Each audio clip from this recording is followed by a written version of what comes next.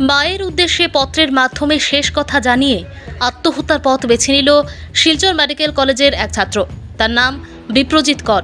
Silchar medical কলেজে MBBS এর চূড়ান্ত বর্ষের ছাত্র বিপ্রজিৎ মঙ্গলবার রাতে মায়ের উদ্দেশ্যে সুইসাইড নোট লিখে নিজের রুমে গলায় ফাঁস লাগিয়ে আত্মহত্যা করে বিপ্রজিৎ কর নামের ওই ছাত্র। পত্রতে লিখেছে, মা, আমায় ক্ষমা করে দিও। আমি তোমাদের ছেড়ে চলে যাচ্ছি। দীর্ঘদিন থেকে ডিপ্রেশনে ভুগছি। আমার বুকেও প্রচণ্ড ব্যথা করছে। আমি আর সহ্য করতে পারছি না। তারাপুর শিববাড়ি রোডের বাসিন্দা, বয়স 24, পিতা বেণীমাধব কর।